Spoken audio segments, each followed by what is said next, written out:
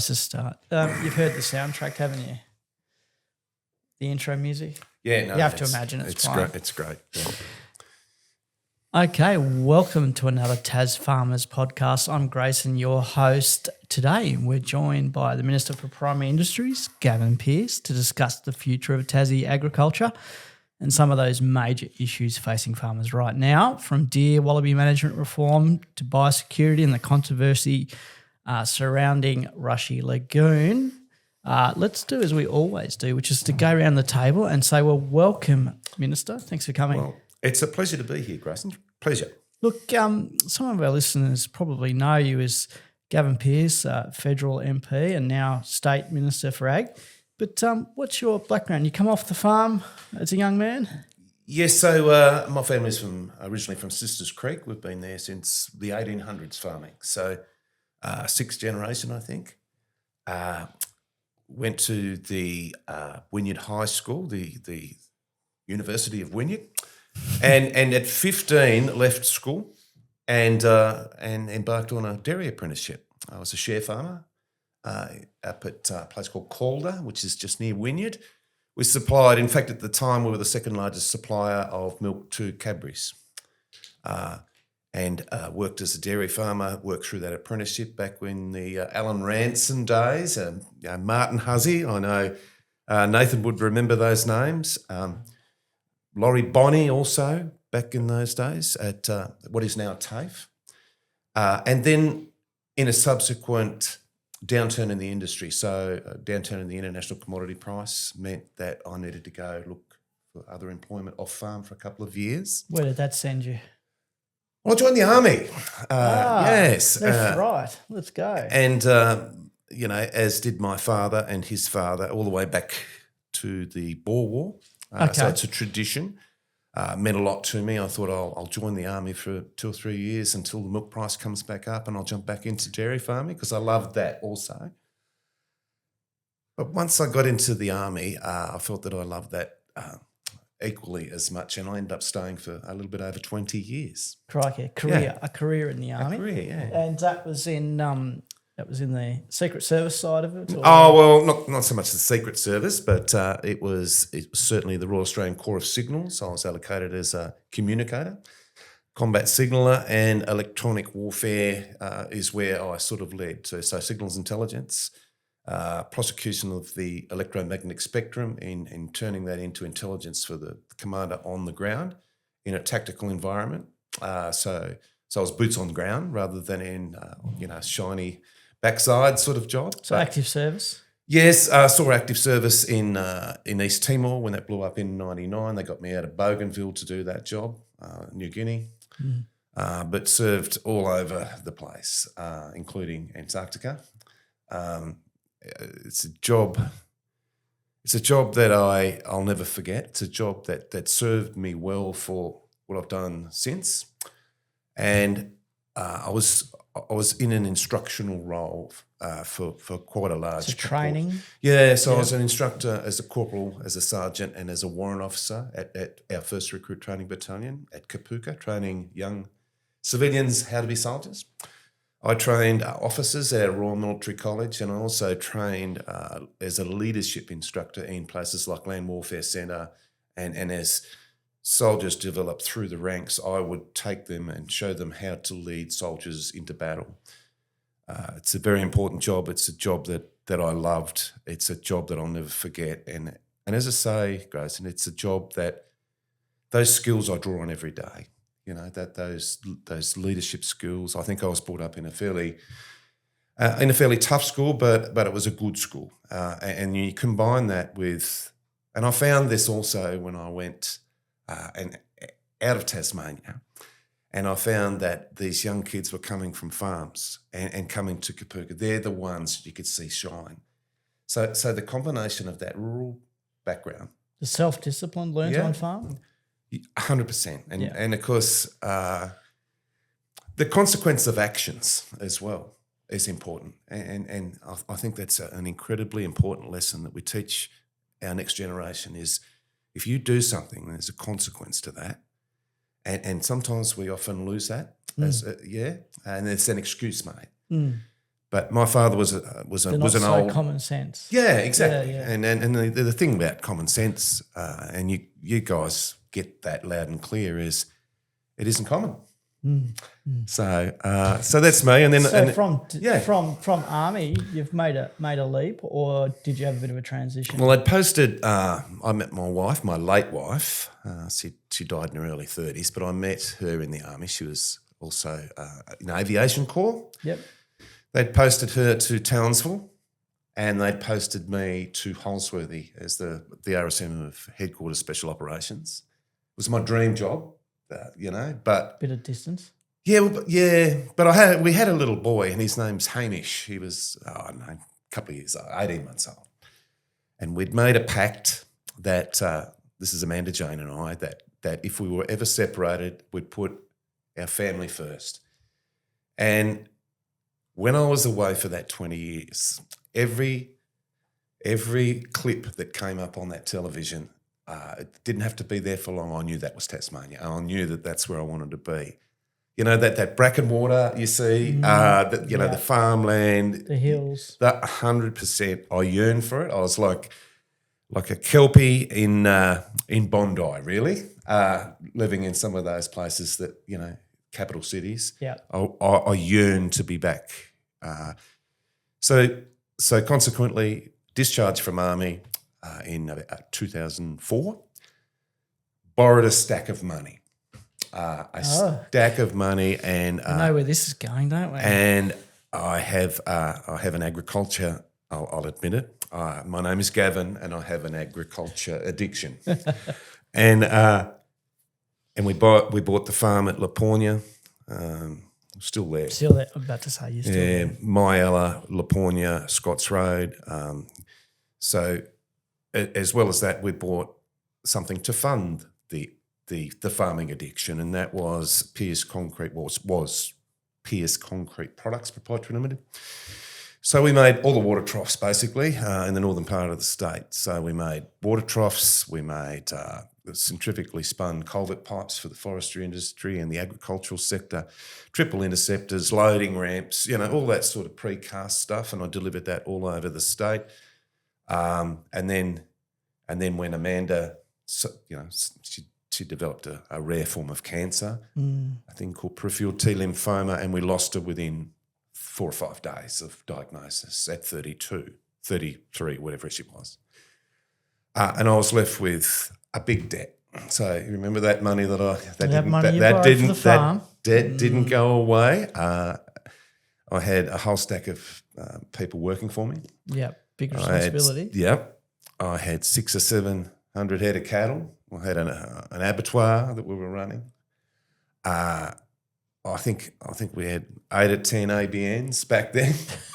I had my fingers in, and we just worked, and just like so many farmers that you represent, that whole family just worked. They worked their guts out, and you work night and day. No one prioritises self-time or time out or personal time or sleep time even. That whole family works their guts out for that farming operation, and that's not lost on me. That really isn't. So I know what it's like to borrow money. I know what it's like to employ people. I know what it's like to maintain compliance. I know what these battles are, and I haven't forgotten them as I've moved into politics. It's actually made me more resolute, if you like. So what inspired you then? I can hear a lot of the motivations, but what was the final thing that you thought, that's it, I'm throwing my hat in the ring to try and fix things? I might be verbling you up there a little bit, but... Well, you are. It's a leading question, Grace. But, well, I was also, and I think what I've got, what you've obviously got, what people like Nathan and the rest of the team have got, is what I call a service gene. So you can't help yourself but give back to something that you care deeply about. And I saw that, with me in defence. I've seen that with me in the passion that I have for agriculture. On the farm, with the employees. Yep. I was also, running Yollop Producers, Farmers cooperative. Yep.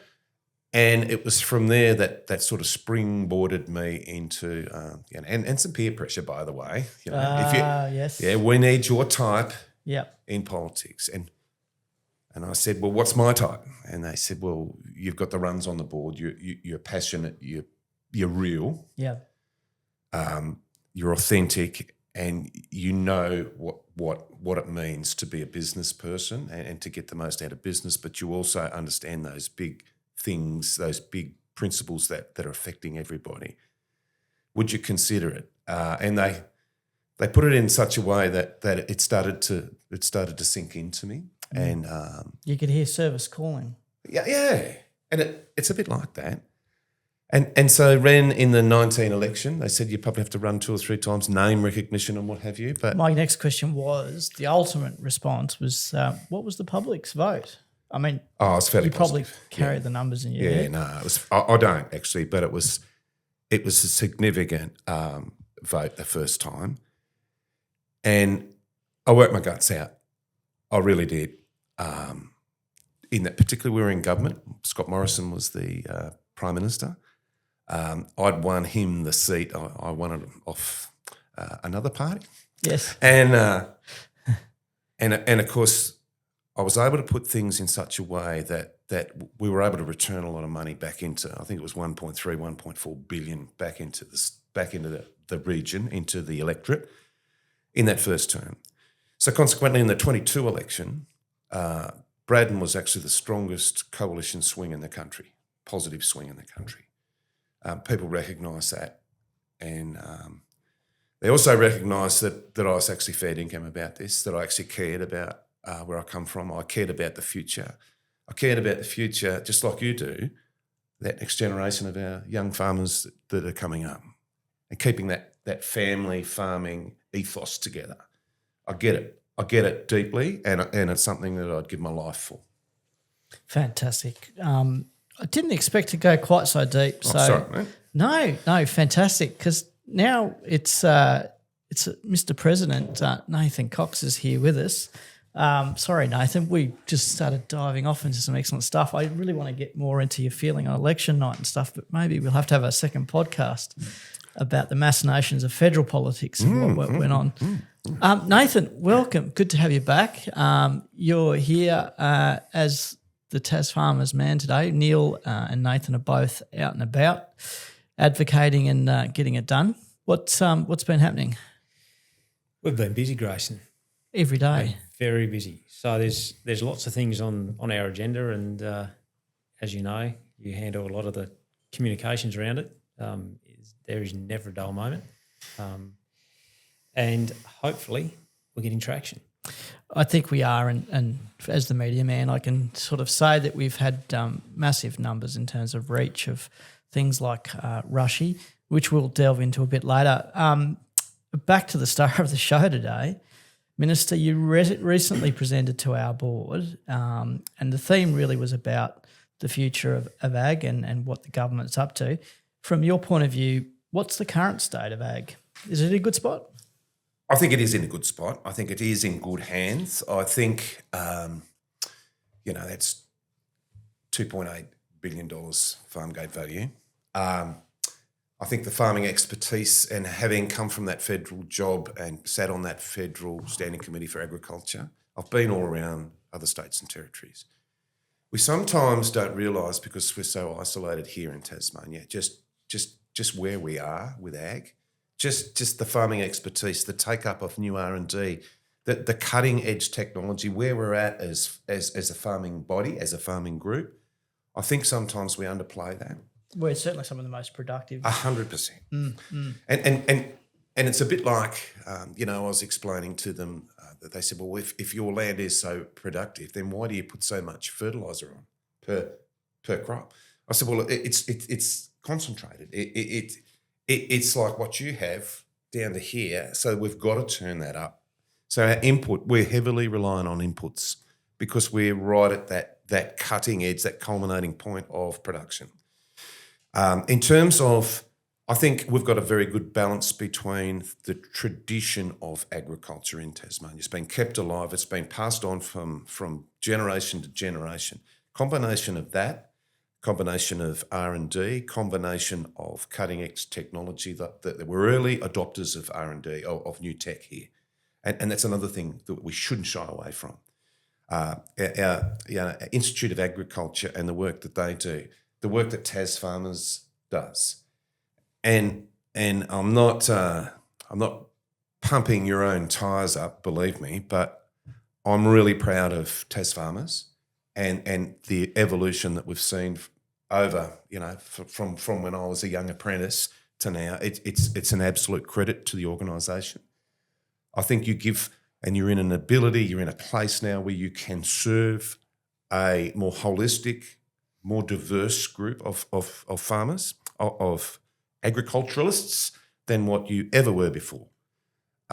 So all credit to you, and I think that really needs to be cherished, nurtured, and we need to work on that as we move forward. We never lose that because it's very important. You talk about fuel and fertiliser.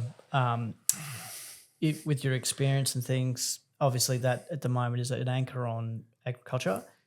It is. With your macro view, Yep. do you think there's a resolution within sight in the Middle East? I wouldn't like to hazard a guess. I've been there. I've visited even in recent years into Israel and the Middle East, but that's something that's gone on for thousands of years, and I wouldn't like to hazard a guess and predict the future. I think when a lot of energy can be lost on assumptions, what we really need to do, what farmers do every single day of their lives, is farm around the obstacles. And I come from a place in Hobart where if an obstacle is placed in front of some people, in where I come from, all hell breaks loose. Where we come from, it's just a daily thing. I mean, farmers have 1,000 things, 1,000 obstacles in front of them every day. That's the approach that we need. So those input costs, and then the word productivity is used over and over again, but the word profitability also needs to be superimposed onto that equation and that algorithm. So with for instance, it doesn't matter what crop it is, doesn't matter what product it is. Milk price, for instance, if you're going to have an opening price which is the same as last year, and your input costs have gone up 30%, then that is actually a reduction in price, and that's how I look at it. So it's that profitability superimposed over the productivity, and I think that's a balance, obviously, some marriage that needs to happen. And at the same time as all of that, at the same time that all that is going on simultaneously, is also the changing in the international global commodity landscape. Now, you've got Ukraine out, for instance, and I know I'm going probably a little deep here, but 42% of Europe's wheat out of play. Yep. You've got Israel. Now, people don't realise just how productive Israel is. And, that they lead the world in irrigation technology. And we've seen a lot of that coming into even Tassie. So not a lot of tucker coming out of there at the moment. All of these countries affected by this disruption in the world global order not only means no food produced, but it also changes the global the commodity market. Who's feeding Western Africa? That's the question. And if you're at the UN level, all of this is all changed. The other thing that's changed is the getting that produce from A to B. So the transmission of that product that comes out of crude, Brent crude, for instance, out of the Black Sea. How's that now getting through the Black Sea with that disruption? We've got the Straits of Hormuz now with, not just fuel, not just diesel, not just oil, but also fertiliser, and this is the big thing. The percentage of fertiliser is actually higher than the percentage of fuel that comes to Australia. So 25% of Australia's fuel comes, in some way or another through the Straits of Hormuz. but 35% of our fertiliser and our sulphate of ammonia, our ammonium compounds come out of the Middle East. So, Gav, given that global perspective, here in Tasmania, what policy settings, what policy levers do you have as a government to be able to help us make the most of those opportunities? Yep, and what you say is exactly where our heads need to be. How do we make the best of this? And getting that information back up, and I know TasFarmers are instrumental in usage rates from agriculture, particularly in Tassie, back up to the federal minister so that they can make plans and develop strategies around getting fertiliser and fuel here and making sure that the shoulders are right. So the shoulder usage of fertiliser and fuel for that matter, I mean, don't base it on what we're seeing right now or last month. The agricultural sector's warming their feet by the fire. Come spring, when we start spraying and working paddocks up and crops are going in, silage is being made, fertilisers going on, we're growing pasture-based product, that's when we're going to feel it. That's where we need to do the modelling. So that information, first of all, needs to be fed up to the federal level so that they can take steps. Secondly, we need to make sure that we've got sufficient stores, and I'm talking not just in terms of days, but in terms of real over-the-horizon surety. And that's what I think in the agricultural sector we need. I've got to get the point across to my colleagues that whilst if you're a truck company, you might plan a week or a fortnight ahead to make sure that you've got fuel for your prime movers, and that's fair enough. Farmers are planning 4-5 months ahead to make sure that what am I going to plant in the spring? What am I going to plant once the spuds come out? And what am I going to get that back down to? These are the long-term indicators that we need to give, feedback that we need to give our agricultural sectors. So I'm working now with building that resilience and that storage that we've got in our fertiliser system. And I think in the near future, we'll see some really good announcements around that. The Perdaman nitrogen plant, urea plant that we've got in Exmouth, Western Australia.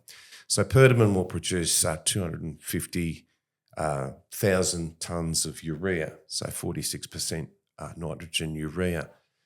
Now, I know that there's certain fertiliser companies, I'm not going to mention them, but that have bought into that, that have identified that they need that in Tasmania, but we've got to have places to store that. We all know that fertiliser has a shelf life, so that we need a system to compensate for that. Hopefully, that will also, and gets back to your question, Nathan, on the fluctuations, the buoyancy of the commodity price of fertiliser. It's almost, and when I was farming, when I was contracting, it was almost as if as soon as spring came, the price of pasture booster went up about $200 or $300. Spudbex was the same once spuds went in. So if we can store more of that, then we've got more of a buffer. You see what I'm saying? So I think storage is crucial. And the other thing that's crucial, just to finish that up, because I think it's a really valid point that you raise, we start looking at the impact plant. So down in Hobart, the old Benders adjacent to Teneista. That's the last producer of SSP, of single super in Australia. Yeah, absolutely vital that we have that sovereign manufacturing because, contrary to popular belief, all the politicians will tell you that they've secured fertiliser. Well, they've secured urea, What about else? Yeah, exactly. Nitrogen, potassium, phosphorus and sulphur, So you've been looking to the medium term in some of those plans quite recently, and we've seen those announcements from the government. In terms of, you mentioned we're at 2, we want to get to 10 billion at the farm gate without factoring in inflation, I hope. What are the obstacles that you see that far out that we need to climb over? There are more opportunities than obstacles, and I am sure that our sector, our farmers will farm around a lot of those obstacles. But are we going to see completion of irrigation schemes and Yep. And I'll get to that. And the importance, you raise a really valid point that, you know, I mentioned it, you know, I've just come from a meeting with some farmers and I'll raise the point of irrigation. You know, it is absolutely transformed some pretty marginal sort of country into some highly productive land. Now, this argument, you know, I mean, we've seen it with Rushy, you know, the Class 5 and Class 6 land. That's about 70% of Tasmania's agricultural land. That just means it's dry land. You know yourself, you can basically, rule of thumb, double the value. bit of water, bit of fert. Just add water. And not only do you just add water, but you add farming methodologies. You also think differently.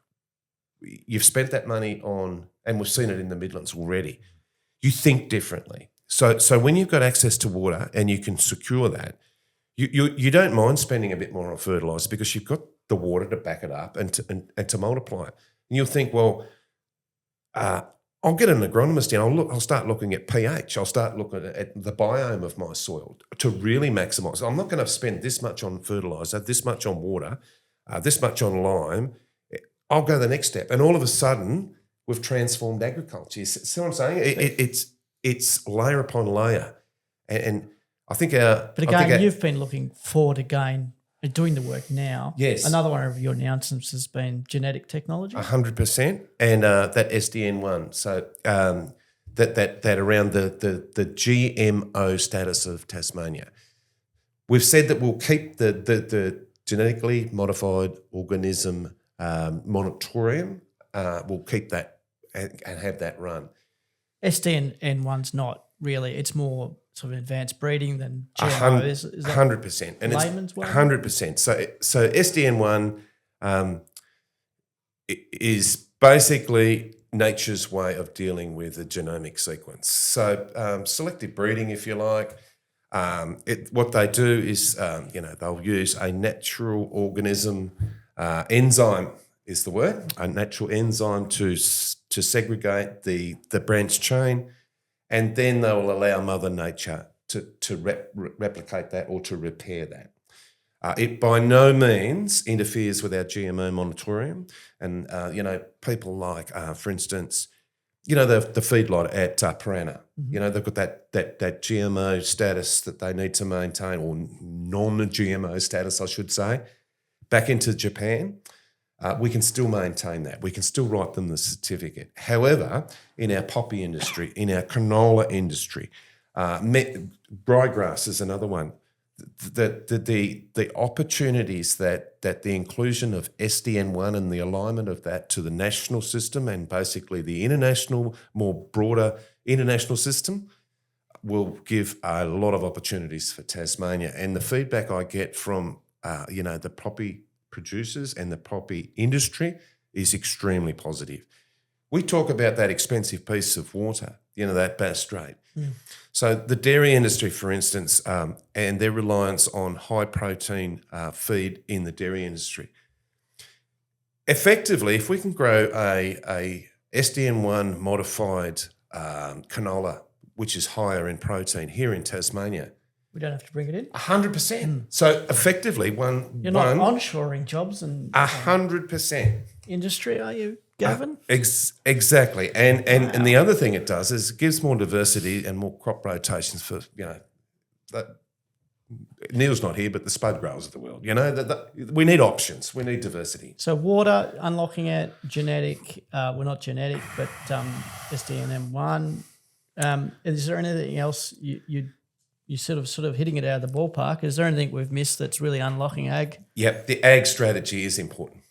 And again, I want to thank TasFarmers. I want to thank for all of those farmers, all of those industry leaders that has helped around those round tables.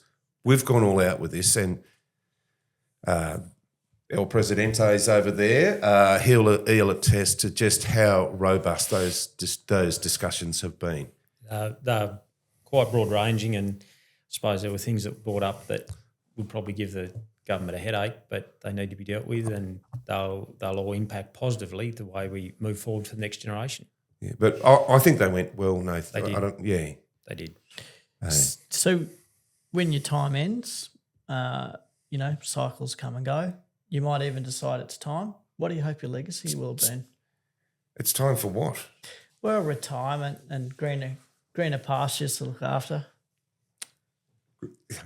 I feel a bit older now that you've said that, Preston. Well, I just want to get your sense of what are you going to leave behind? Because you are passionate about the younger generation. Yeah. What do you think? What do you think you're going to leave behind? What's your legacy?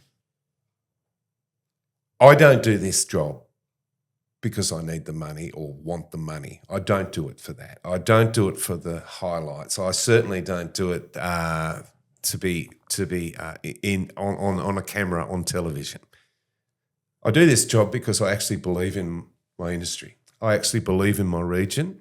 I believe in agriculture, and I want the best for it. And I mean that with every ounce of my soul. I really do. Genuinely, that's where I'm at. I don't care about the niceties half the time, and I'm reminded of that, every day. However, I believe that we need to tell a straight story, and we need to tell it, with vigour. What I hope that people remember me for was he was fair dinkum, he was passionate, but he was also absolutely focused on the next generation, on our next generation of farmers. And also with that goes they need land to farm on. They need access and the ability to own farms. They need their farm land that they get to be in better nick than what we found it. So that stewardship, that agricultural stewardship is incredibly important for me.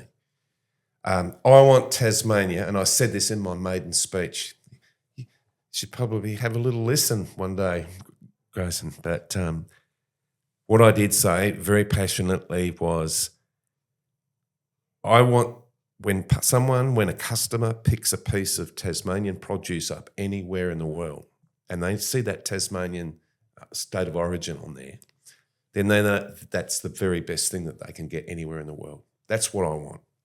And I want to share that. I want that to be ingrained in everybody's psyche. We've got incredible opportunities in the biosecurity realm in Tasmania, in the climate realm, in our soils, in our farming methodologies, in those 5-6 generations that we've had that go before us, in the work that our Tasmanian Institute of Agriculture is doing, the work that TasFarmers is doing, the work that our processors. If we lose processing in Tasmania, then we've lost everything. We need that value add. We need to all drive that forward. We need that diversity in the market. We need access to that market. We need not only the coastal shipping, but the international shipping, that international commodity price. We need to manage that. And the only reason we can manage that is to get ahead of it and to do the research. So our research doesn't stop with just R&D of the dairy industry or cropping. Our research needs to happen at where the commodity trends are going.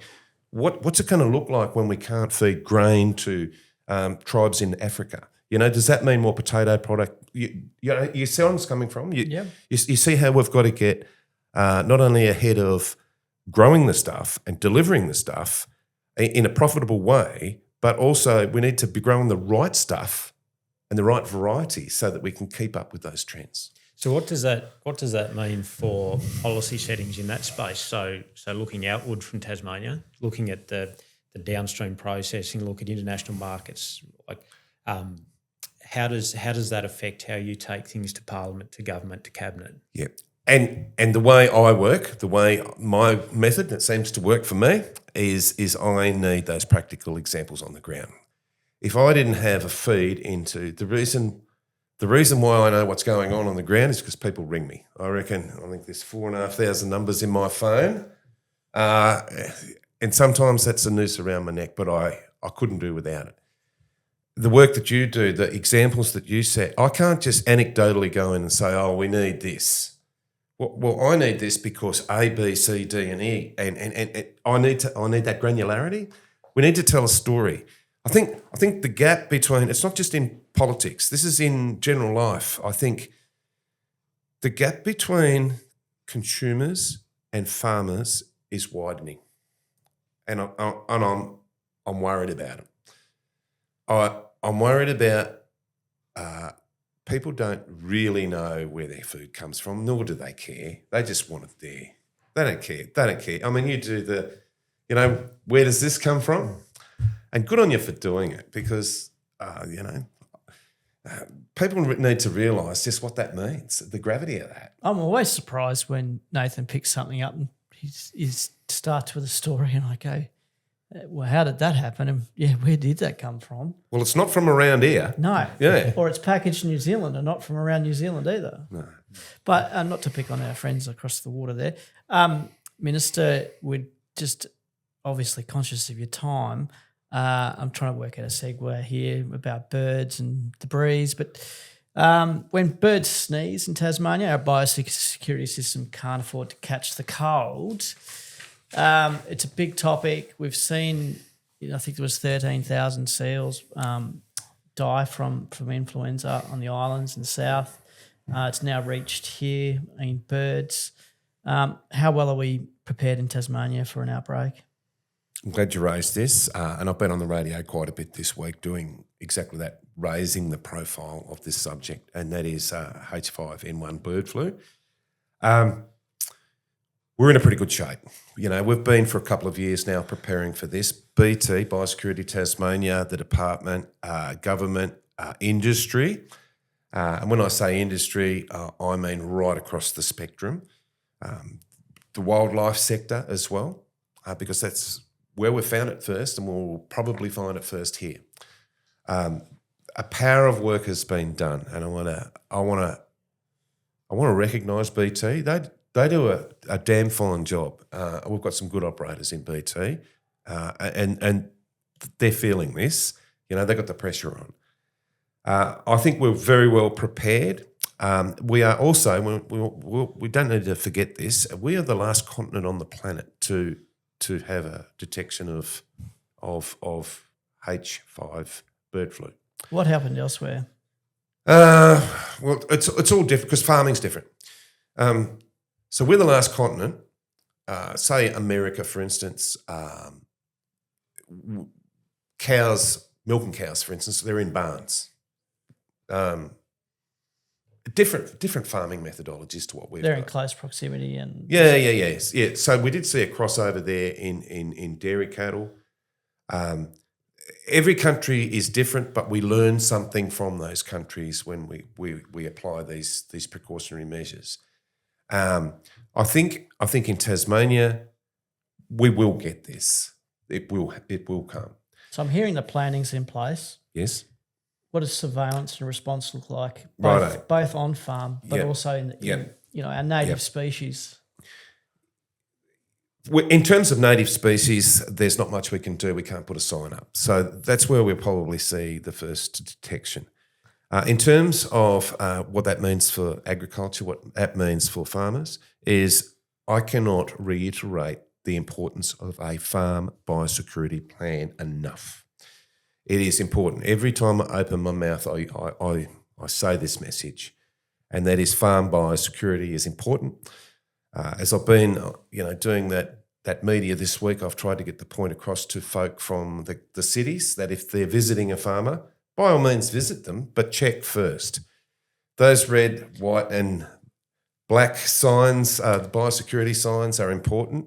Ring the number on the sign. 100%. And I know you deal with that. We have a strong program to get those out on farm and help farmers with raising awareness of the needs when entering on farm. But you know as well as I do, and so do our listeners, that a farm biosecurity plan is more than that. It's more than a sign. It's a way of life. It's an intrinsic way of thinking about how we do everything that we do. Biosecurity is damned important. In terms of bird flu, there are a couple of measures. My three main points. Three main points are firstly to avoid that sick or dead animal. I tell folk from the coastal regions, if you're walking your dog up the beach, then keep that dog tethered because it'll want to go, obviously where something's dead. Secondly, you need to record it. We need a couple of things out of that recording. Obviously, don't go near it, but record it from a distance. We need to work out the species of the animal and the condition of the animal, but as well as that, we need the location of the animal. So that's the second thing. And thirdly, we need to report that to our emergency animal disease hotline, and that number is 1800 675 888. 1800 675 888. And the BT staff will talk you through that. In terms of, and again, the question I get quite often from, the jocks from the radio that I've been doing in the last week or so is, how are the farmers going to cope? How are the farmers going to cope? Well, the farmers have been preparing for this for a couple of years. And they deal with the risks every day. 100%. This is our bread and butter. We've got this, Tasmania, and particularly our agricultural sector. You know, those commercial breeders that we've got, be they eggs or be they meat chickens, they're across this. They're all over this. They've already taken steps to segregate the contact or to minimise the contact between wild birds and kept animals. And they've taken steps. I am confident, hand on heart, that they've got this. We've also looked at, worst casing this in terms of wargaming it to death. I'm confident that we've got this. I tell folk, and this is again for those who've got smaller holdings or even, we've got chooks at our place. Well, we did last week. I haven't checked on them, but my kids have got chooks. Yeah. They're getting scraps. They're getting scraps. Anyway, we've got to keep the feed away. So obviously you imagine the typical open pen. Make sure that feed, that water source is away from contact from wild birds, because that's what's going to happen. They're going to come down, they're going to share that feed, water, defecate in the water, and obviously be in close proximity to the chicken. And that's where that transmission is going to happen. So keep that away. Farm biosecurity plans, 1800 675 888 is that emergency disease animal hotline. I can't stress it enough. And not just for bird flu, but more importantly for everything, farm biosecurity plans are bloody important. And I really want to stress that. So we've had outbreaks of other things other than bird flu over the last couple of years. We've had mop top, potato, NTN, potato virus Y, wasn't it? Yes. The details are slipping now. For potato growers, are very aware now of things that are in the system or could be in the system that we need to be very careful of. Makes very aware of contractors coming in with dirty machinery and giving the ability to wash down as they leave. So a biosecurity plan, like you say, is much more than the sign. It's about actually applying what we know to be good practice, to actually use it. 100%. And, the mop top virus was detected only a couple of kilometres from where we farm. So we've been very careful with our contractors and everything since. I think whether it's a couple of kilometres or 100 kilometres, these things still travel and they still show up, and you've just got to be on top of it. Yeah, and who knows? This is the thing with BT. This is why I'm so supportive and I will recognise their professionalism here. They're fighting things that we've never seen. You think about it. We're trying to prevent things. We obviously haven't got it. We don't want it, but we haven't got it. They're looking for it, whatever that is. Our points of entry, airports, Spirit Terminal, and the like. They're looking for a myriad of things, be they pests, pathogens, grass seed. Recently, I think a couple of weeks ago, week before last or something, I was down in Smithton and we opened the new truck wash down there. State-of-the-art thing. And it's been a long time coming, and I get that. However, this is a really good thing. But the point I made when I opened that was this is more than just effluent in the back of a cattle truck. We've got cattle coming in from Flinders Island, from King Island, 90 96,000 head of cattle on Kingon. We don't realise the amount of cattle. We've got cattle coming in from Welshpool, store cattle coming across. You're only going to have one with a gut full of Patterson's curse or something at the right time. All of a sudden you've got an infestation of Patterson's curse. That's a simple thing. That's a grass. That's a seed, yeah? It's a plant seed. But what about pathogens that we might have, Plenty of other countries have had foot and mouth and, even in the state, we've had yonis and we've had pestivirus and a number of other things, or we have. But my point is, a lot of these things that we're looking for, we can't even see. So hence the importance, and I'm going to keep stressing, I'm not giving up on this. It's going to be my pet thing, and that is farm biosecurity plans, because this will sink us. And all of those positive things that we talked about, all of those things that is so great about agriculture will be brought completely undone. Exactly right. You're exactly right. So we know what Gav's legacy will be. It'll be biosecurity plans. You just answered that question. Oh, it's important. Yeah, absolutely. Yeah, it's bloody important. So you're confident that biosecurity Tas is properly resourced? It's got enough resources? I am. I fight for it every day, though, and come budget time, and I'm going to need some support for that as well. We need to all sing that same hymn. But I'm confident that they're best placed to deal with this and to fight that battle that we have every day. Talking of battles. Sorry, Grayson. Sorry, just one more question for Gavin. How seriously do you think the Tasmanian public takes their general biosecurity duty? Yeah, it's a loaded question, and you're right. If I say it loud enough, they'll get sick of me too. It's important. I think this needs to be a program in schools. I'm going to talk to just come in the back of my little head as you were mentioning it. I'd like to talk to maybe Joe Palmer about that. Explore that, whether we could, raise that as part of the school curriculum. I don't know. But, these are the thoughts of proactive. We need to get that message across to, gets back to my point before, thanks segue, how important the closing of the gap between farm folk and consumers, and how important. And once we establish that link, how important and how vital that is, and that gets back to provenance, and it gets back to where does my food come from? That is going to be increasingly important as we move on, but we need to close the gap first. I think I'm going to steal that too.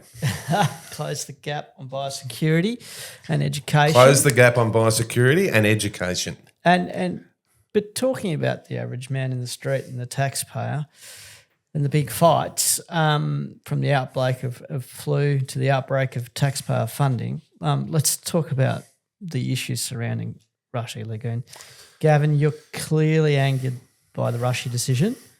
With some time to reflect now over the last couple of weeks, what's your view of the sale approval today? My position hasn't changed, hasn't it? I maintain the same position that I had from the very get-go, and it's aligned with yours. And I want to thank TasFarmer again for the work that you've done there. I think you've done probably as best that we could have done. But the fact that I'm not, and I want to make this very clear, I'm not against forestry. I'm not against trees. Neither are you guys. None of us are. Farm forestry is good in right trees for the right purpose in the right places. That aside, when the federal government influences and manipulates the ability for all buyers to have an equal playing field, that is wrong. Now that gets back to the Clean Energy Finance Corporation. It gets back to the federally funded plantation timber fund that $8.9 million that has unfairly disrupted the ability for everyone to have that even playing field. That's what I'm against. The other thing, and let's take a helicopter view just one step above that. And that would be, why is this happening anyway? Why are they doing that? So firstly, the carbon credit trading scheme. These are not Tasmanian businesses that are going to necessarily be.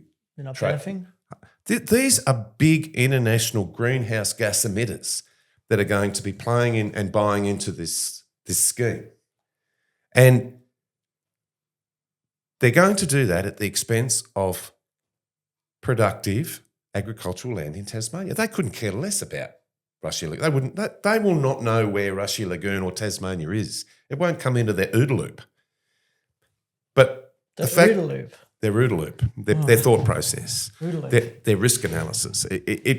All they care about is getting a tick in the box for them chuffing out their greenhouse gas. Yeah, I just think it's irresponsible to allow that sort of system to continue at the expense of agricultural land. Now, I don't know how many times I've had to defend the Class 5, Class 6. We've been through that already in this podcast. Well, we know it's productive. 100%. Here we are spending hundreds of millions of dollars and transforming Tasmanian agriculture into the best it can be. And what are they doing? 69 million in CFC and all other sorts of federal funding, which isn't going to benefit agriculture. They've taken that away. That'll never come back. When did you first become aware that it'd be given $69 million? Like the rest of us? Like the rest of you, yeah. We don't have a special gateway to the Treasurer or anybody, the Federal Treasurer. And what are your thoughts about a board not seeing the approval of $69 million? Do you think that's a governance oversight? Or do you think that you would have looked at the ins and the outs and gone, as a board member, $69 million is going out the door? And you're right what you're saying. You're exactly right what you're saying. The other thing is, as soon as that word agricultural land is used, then there needs to be a set of eyes placed on that from an agricultural perspective. I read out, I remember that meeting we had in Scottsdale, and I read out the requirements of the Federal Agricultural Minister in terms of making that decision. Now, that clearly wasn't made, nor was exactly what you're talking about, and that $69 million of Clean Energy Finance Corporation money. It's the process, you know. I'm not going to war with Gresham House. Don't get me wrong. That is just the fallout of this. The system is fundamentally wrong when we are prioritising carbon trading over productive agricultural land. We haven't got enough of it in Tasmania. And we're giving away 55,500 acres. Yeah. So I'm angry. So I think we all are. One of the things that should make people angry, particularly farmers, is we've become aware that imports into this country and into this state, so import of competing vegetables and agricultural products, is made possible by shipping lines and overseas processors being able to buy these carbon credits possibly from Rushy Lagoon into the future, so their agricultural products compete against ours in the supermarket. And I, as a Tasmanian farmer and as someone that represents Tasmanian farmers, I can't reconcile that. No. That is almost too hard to reconcile, that they've actually subsidised the sale of a property. And again, this is about the process. The process has subsidised the sale of property to produce carbon credits that will displace agriculture and then compete against agriculture. You're exactly right. And it was a bit like that biosecurity levy. Remember that? Remember, and somebody didn't hear me when I was in Canberra from here, you know. I went off my nut. They were going to introduce this. I don't think they did in the end, or I hope they didn't. They were going to introduce this biosecurity level at the federal level. And all farmers had to pay this thing to cover biosecurity costs and, cost recovery, yeah? We came out hard on it.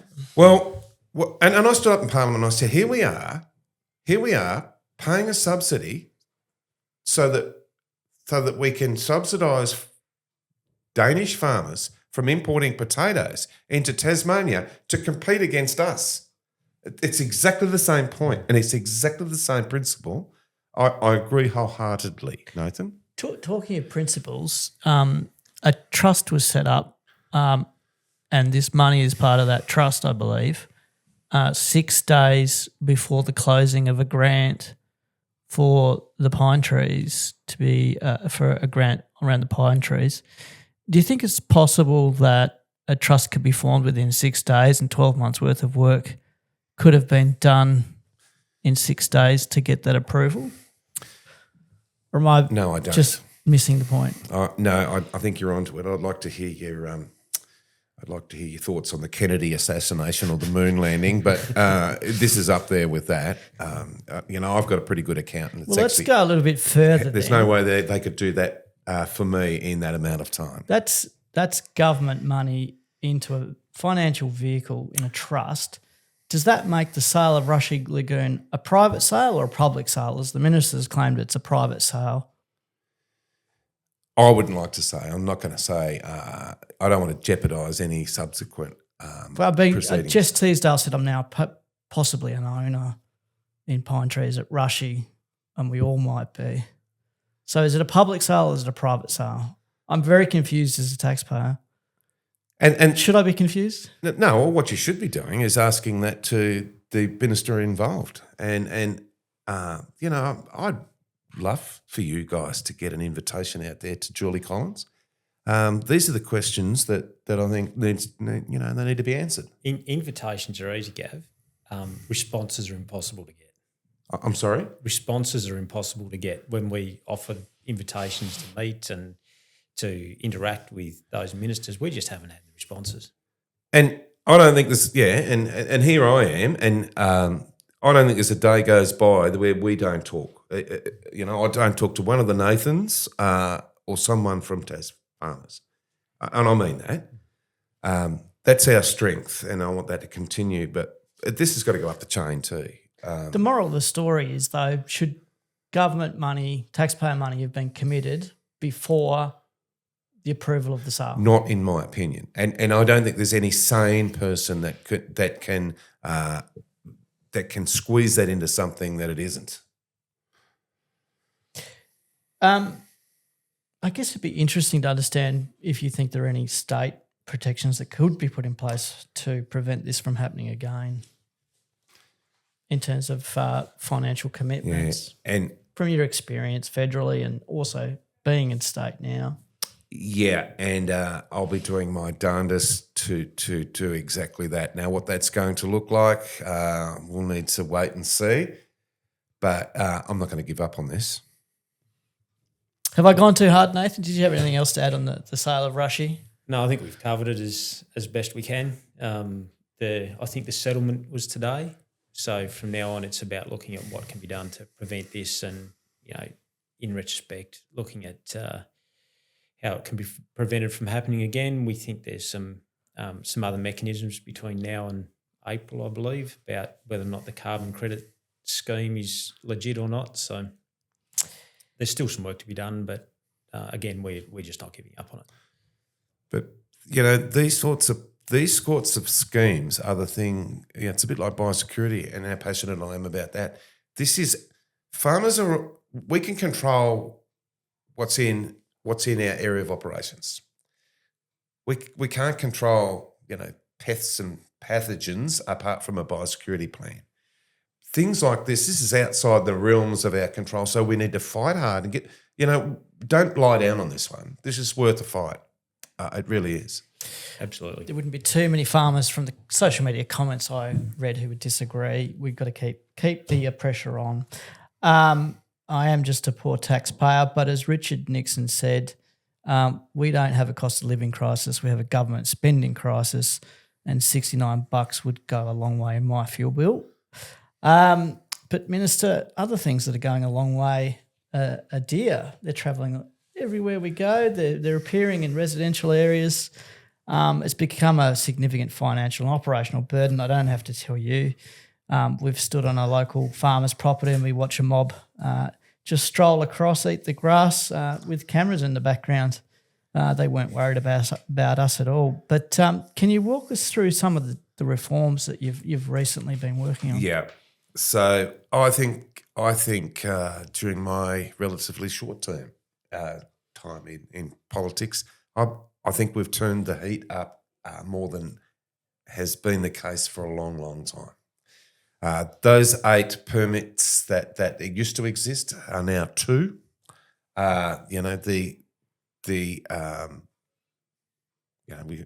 unlimited numbers, taking the tag numbers away, doubled the tags in Zone 1, for instance. In fact, I was talking to some deer farmers today. There's another element to the equation that I need to consider. We do have members who are deer farmers. Exactly. And there's some concerns and protections needed for them. Exactly. And we tread a precarious line in trying to look after all interests in this. But the main thing that I need to get across and I want to, and I appreciate the forum today.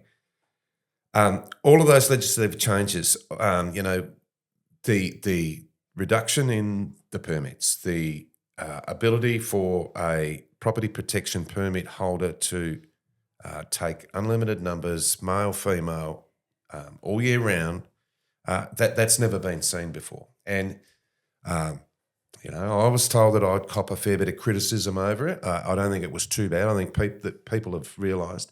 But I'll tell you what, I'm really concerned about the peri-urban deer. I'm concerned that these things are in our suburbs. It is only a matter of time before one of those things goes through a windscreen. 100%. Yep, and it's certainly that's with me all the time. So I guess one thing that really is interesting about the system is that you've got 3 zones. Can you explain those zones and why they're managed differently? Yeah, and the zones will stay. So Zone 1, Zone 2 and Zone 3. So Zone 1 is your traditional hunting zone. So we've doubled the permits there. But if you're a high agricultural operation within Zone 1, then you can still get a property protection permit that will allow you the same rules as for 5 years as everyone else. Yeah, that's available to you for 5 years. In Zone 2 and 3, so Zone 3 is a complete eradication zone where we don't almost see any deer, and Zone 2 was traditionally the buffer between the two. So the property protection permit, which again, 5 years, and unlimited numbers, male, female, all year round, in both Zone 2 and 3. But I also want to make the point that, I've been fairly front-footed on this in terms of legislation. That no one can argue that. In fact, I've got some criticism for being too aggressive with this. But I've got to get those numbers down. None of this legislation will shoot one deer.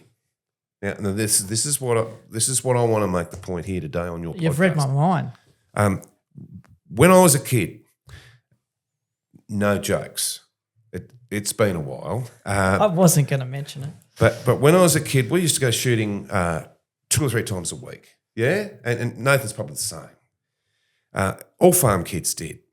We'd go and shoot wallabies. We quite often would eat them, and we'd sell the skins, all the rest of it. So 2 or 3 times a week you go shooting. I put it to you that we don't see that same level of shooting interest in young farmers today. They don't seem to be doing that. I've seen it firsthand. So we need to make going shooting and looking after those pests that you have on your farm. We need to make that popular again. We need to get through to young people just how important it is to reduce these pest numbers and how we can do that. And if we create that interest, then we will reduce those numbers. So let's make going shooting on your farm something that's part of your routine, if you like. Yeah, yeah. And it is also about you using that meat and all that sort of thing. Nothing wrong with wallaby meat. I do have a general question for one of our avid listeners on the East Coast, Peter, who asks, Minister, what's your view on controlling the overpopulation of native animals as Tasmania approaches the point of ecological overshoot? What was An your listener's imbalance. name? Peter. Peter. We've got to be careful in Tasmania that, and I've learnt this from my mother, is we need to listen to Mother Nature. So nature will normally set a level of population, and once a species, doesn't matter what it is, gets over that population, then disease or something will occur. Mother Nature will have its way. What we need to be careful about, and what we've seen, is instead of those numbers being reduced, all we've done is shifted them. And I refer to wallaby fence, I refer to vermin-proof fencing. So instead of reducing the numbers down to where Mother Nature would normally have them, we've just moved them. So where have we moved them? Well, we've moved them away from our expensive, irrigated, fertilised ryegrass Good paddocks. food. Yeah, the best tasting grass. 100%. And we've moved them to the secondary place where there is grass, and that is the edge of the road. Yeah? 100%. Those animals are being struck by cars. There's another issue that we've got to deal with. But as well as that, there are secondary predators come along, like our devils, our quolls, our eagles, Birds, yes. our dogs, and then they're struck, and then all of a sudden, we've got a species like a quoll or a devil. There's another issue, and it's a valid issue. Whereas if we were to maintain the population of those animals, and not rather than shift them, then the world would be a better place. In terms of 1080 poison, nobody likes 1080 poison. I don't like it myself, but it is a necessary tool in our toolbox when those populations need to be reduced. Shooting and the As are firearms a necessary tool of trade. 100%. There has never been a more important time for, we're going through those, a lot of interest around firearm legislation. I make the point every day in Parliament that a firearm to a farmer is like a hammer. It's a tool. It's a tool of trade that we use. It's not something off the movies. It's just a tool of trade. Now, we know that, when we talk about, how many firearms you can have and the variance within that. Well, at my place, I've got a sledgehammer, I've got a ball peen hammer, I've got a claw hammer, I've got a fencing hammer. So they all do I've got different a welding jobs. hammer. I've got all these specialised hammers, but they're all for different jobs. But I still need them. Yeah. A firearm for a farmer is a tool of trade, and we need to remember that. Well, that's a good segue into the quick fire round, for lack of a better term. Someone will shoot me for that. You've talked about some of the things that give you a bit of optimism, but in a couple of words, what gives you confidence about the future of Tassie Ag? People. I knew that would be your answer. It's a good answer. What one thing must government get right over the next few years, particularly given Tasmania's current parliamentary environment? We need to listen. We need to listen carefully, and we need to educate. What one reform would you like to achieve before the end of this term? And to be honest, you're probably going to have a whole list you'll have achieved. But what one reform would be on top of that list to achieve?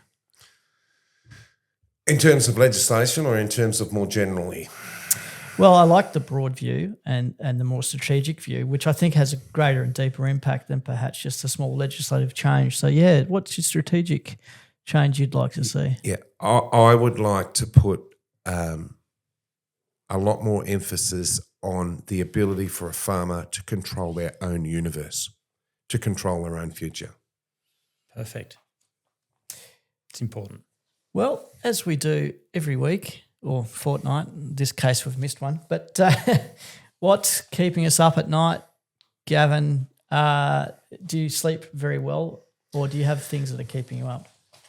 Have a look at me. I obviously don't sleep well, but I'm worried about this biosecurity. I'm constantly aware of that. I'm constantly aware of things that are outside of our control. Now, like we fight that battle every day, but yeah, that Rushy Lagoon sale that deeply angered me. Things that are outside our normal sphere of influence, our control, that worries me. And I'm just glad that, I'm probably, I'm not inflating my own tyres here, but I believe I'm the right person for that fight. Nathan, the minister's set a high bar today. What's keeping you up at night? So, thank you, Grayson. I actually sleep quite well. But this morning we had a meeting in relation to the Forest Practices Authority, and which we've spoken to on this podcast some time ago. We have, and we're starting to get feedback of farmers breaking down the hatches and not proceeding with fence lines and doing developmental work because they're so afraid of being prosecuted, fined, investigated, call it what you like. I think the recent activity that we've seen around raising awareness of the unfairness, perhaps, of the processes has been important, but it still hasn't made a problem go away. And we heard this morning of a contractor who's had to let people go because they just haven't got the work because farmers have pulled back on plans that they was not reliable as literature and exercise and other things.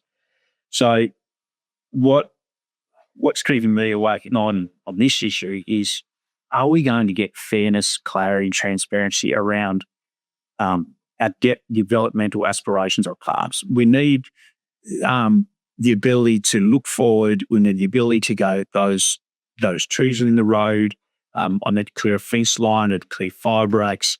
I've got a particular example where I've got some models that grown up in a little deserted corner over 10 years. We've probably fenced that off. It's going to productive again. If I put Eskimo in there and push those walls over, they'll weed effectively. Am I the investigator for pushing over 30 or 40 small water trees? There is no clarity about what is appropriate and what's not, what you're going to be investigated for. And I think the general farming population, now they're aware of the magnitude of the issues and prosecutions, everyone's really afraid of development, and we shouldn't be. We should be confident in the processes that should support us and guide us. And I just worry that we're going to stall development if we don't fix this sort of thing. The clear message too has got to be that farmers, custodians, they do a lot on their land to improve the environment, to manage fire risk. So when farmers are raising their voice, it's a genuine concern, and it's not to do the wrong thing. It's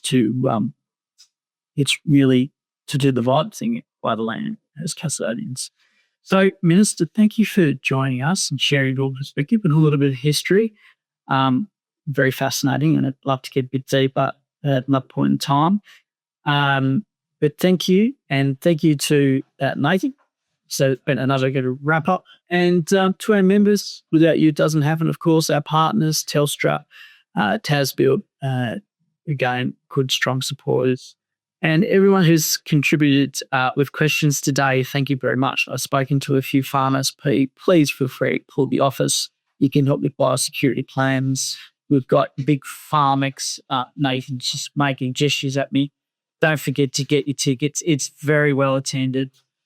So I do suggest you get yourself a ticket and reserve your spot. Thank you again, and see you on the next episode. Absolute pleasure. Thank you, Gavin. Thank you, Matt.